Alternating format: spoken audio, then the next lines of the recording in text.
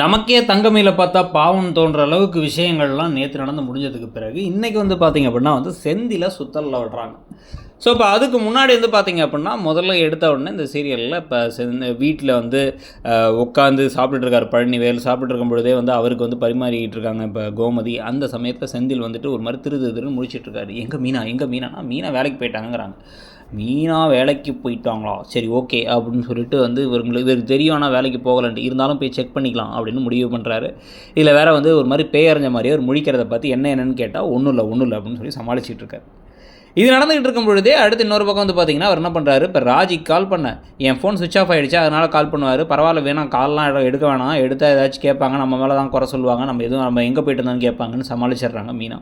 So அதனால் வந்து ஃபோனை இப்போ இவங்களும் எடுக்கவே இல்லை, ராஜியும் எடுக்கலை. இப்போ இதுக்கு நடுவில் தான் இப்போ என்ன ஆகுதுன்னா 3 பேரும் சேர்ந்து இப்போ ஒன்றா போயிட்டு இருக்கும் பொழுது மீனா வந்து இல்லை நான் ஆஃபீஸ் போனேன், எனக்கு ஒரு வேலை இருக்குன்னு போய் சொல்லிட்டு இவங்களை அனுப்பிவிட்றாங்க. அனுப்பிவிட இவங்க 2 பேரும் வந்து இப்போ வீட்டுக்கு போய் என்ன பொய் சொல்லி வந்து சேர்றது அப்படின்னு சொல்லிட்டு ஒரே டைமில் போகிறோமே அப்படின்னு பேசிக்கிட்டு இருக்காங்க. சரி ஓகே, நம்ம என்ன சொல்லிவிடுவோம் அப்படின்னா வந்து பஸ்ஸில் விட்டு இறங்கும் போது பார்த்தா 2 பேரும் ஒரே டைமில் இறங்கிட்டோம் அப்படின்னு சொல்லி சமாளிச்சிடலாம் அப்படின்னு முடிவு பண்ணிட்டு கிளம்புறாங்க. ஸோ இப்போ இந்த விஷயம் நடந்துக்கிட்டு இருக்கும் பொழுது இதுக்கு நடுவில் தான் வந்து இப்போ கதிர் அவருடைய இன்னொரு பிளானை சொல்கிறார். என்ன அப்படின்னா, இன்றைக்கி தஞ்சாவூருக்கு நைட் வந்து டிரைவர் வேலைக்கு போகிறாங்கிறாரு. அப்போ அந்த ஃபுட் டெலிவரி அப்படின்னா அதையும் பார்த்துட்டு அதுக்கப்புறம் தான் போவேங்கிறார். எதுக்கு அப்படின்னா, அவளுக்கு நிறைய செலவு இருக்குது ராஜிக்கு, அவள் எனக்கு சப்போர்ட் பண்ணணும்னு நினைக்கிறா, நான் அவளுக்கு சப்போர்ட் பண்ண வேணாமா, அதனால் நான் நிறைய வேலை செஞ்சு நிறைய சம்பாதிக்க போகிறேன் அப்படிங்கிறாரு இப்போ கதிர்.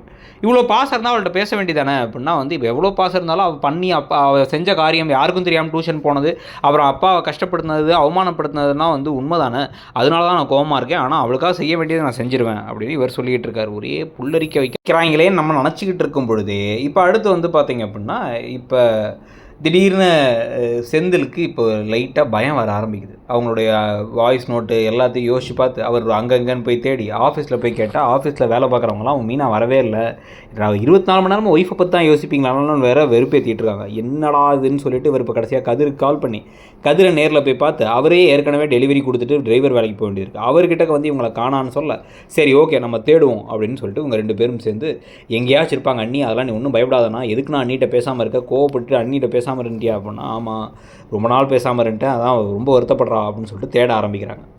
இதுக்கு நடுவில் அரசி ஃபோனை பார்த்து சிரிச்சிட்டு இருக்கிறத பார்த்து, என்ன யார்கிட்ட பேசிகிட்டு இருந்தால் ஒரு ஃப்ரெண்டு ஒரு ஜோக் சொன்னான்னா, பையன் கொள்ளலாம் உனக்கு என்ன பேச்சு வேண்டி கிடக்குன்னு கோமதி பேசிகிட்டு இருக்காங்க. அப்போ அந்த சமயத்தில் ராஜியும் தங்கமயிலும் உள்ளே வந்துடுறாங்க. ஒரு பொய்யை வேறு ஏற்கனவே ஏற்பாடு பண்ணிட்டு வந்துட்டாங்க. நாங்கள் இறங்கும் போது தான் வந்து பார்த்தோம் பஸ் வந்து ஒரே சமயத்தில் வந்து வந்துருச்சு அப்படி இப்படின்னு சமாளிக்க, என்னது அப்படின்னா அம்மா வீட்டிலேருந்து சாரீ எடுத்து வந்தேன்னா அதை காமிங்கிறாங்க.